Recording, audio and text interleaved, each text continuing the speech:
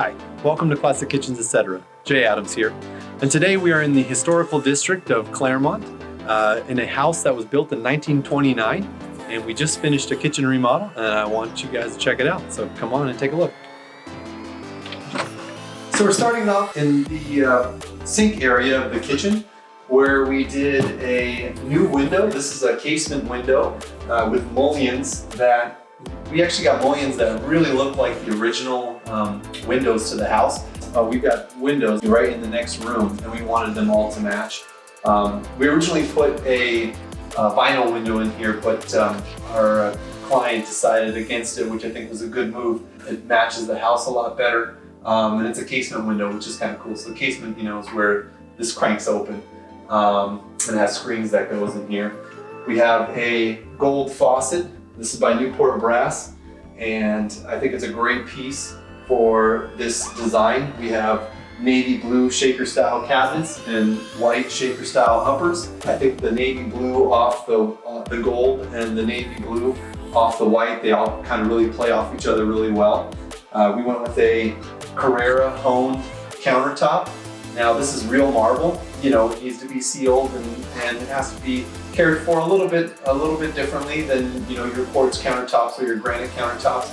But I mean, nothing looks like real stone. Real stone is amazing looking, as you can see. It just looks absolutely fantastic.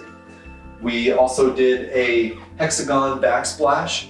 This is a 3x6 hexagon tile, and then we grouted it in a dark gray grout, so it really makes everything pop, that you can really tell that it's hexagon.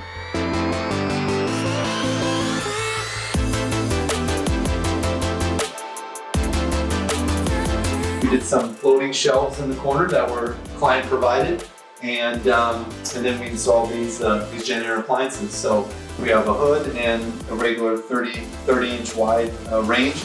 We put a little wine rack here, so you can put alcohol or wine in here.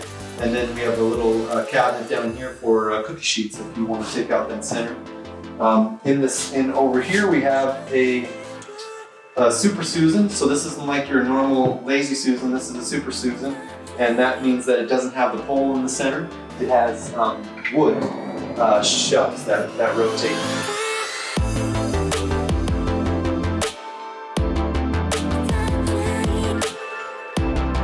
This is the sink area, the apron front sink by Kohler. It's a really great sink. It's cast iron, so it's really heavy, really huge, but it's going to be one of those things that's going to really last a long time.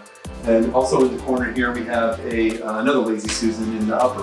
This is a corner cabinet with a Lazy Susan. This is great for your taller bottles, your oils, your spices, things like that. This is a great way to organize all that stuff.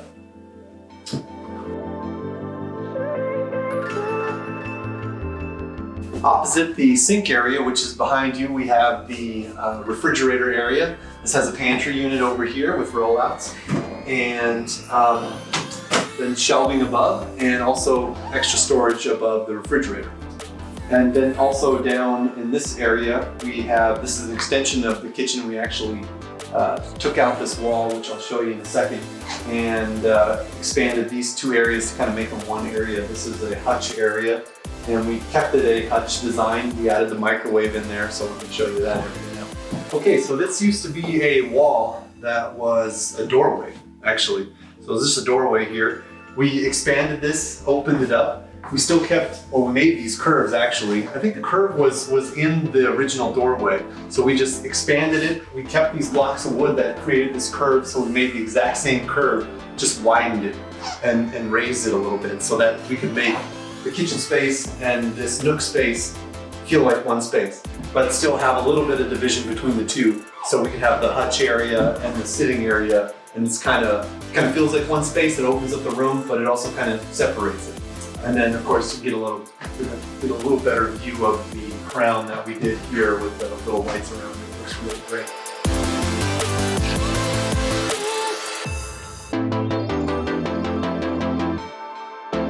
All right, so next to the refrigerator area is this hutch area. It's separated by a small wall here. We did glass cabinets, so you can see your dishes. You can get some fancy dishes and put them in there. We did again the base cabinet in the navy blue with the gold hardware.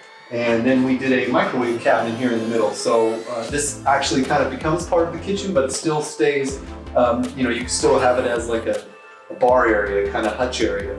Using it for dual purposes now, so design-wise, I think it works really well. We didn't go all the way to the ceiling. There is a curved ceiling here, so we couldn't go all the way to the ceiling. So instead, we accentuated that with a light rail and some lighting that's pointing up. Again, the house was built in 1929, so there's some really cool old world elements here that we kind of wanted to kind of stay true to. For the backsplash of this hutch area, we did a 3x6 brick. And we also did it in that dark gray grout to really make it pop.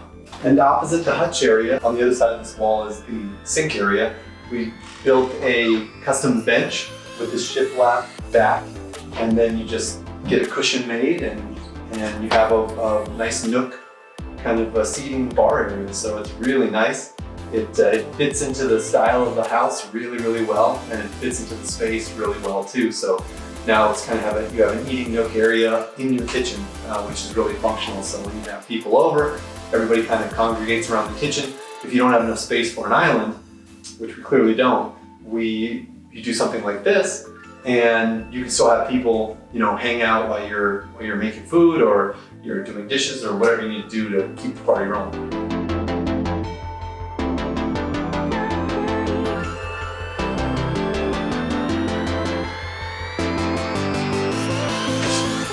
Okay, and this is the laundry room, which is right off of the kitchen. It's just through a doorway here, and we decided, instead of trying to match the wood that's in the kitchen, which I'll talk about in a second, we actually just did a really cool, different type of tile. I think it fits in the same design as the house, you know, this 1929 style. Again, we wanted to stay with, you know, if they had access to these materials back then, this is what they would use. So I think that this really fits in with that. All right, let me show you the floor in the kitchen. All right, so here's the floor in the kitchen. This is a testament to my guy's craftsmanship here. This is the old floor, 1929. This is new floor, 2018. This transition is almost seamless. My guys did a fantastic job, so my hat's off to them. It looks really great. The other thing is that we solved the creaking problem. Once you take out, you know, old wood floor, you can re-secure the subfloor, which is really important. And if you do that, then you eliminate this, so you don't have any noise. See that? And then you come over here, you have the noise. So that's the one nice thing about replacing an old wood floor. Even if you want to replace it with new wood, is you get to re-secure the subfloor so that you can eliminate those squeaks. Those are basically nails that are up in the subfloor, and then as they move up and down, they squeak. So every time you step on them, they squeak. The only way to really solve it is replace it with plywood and screw the plywood down.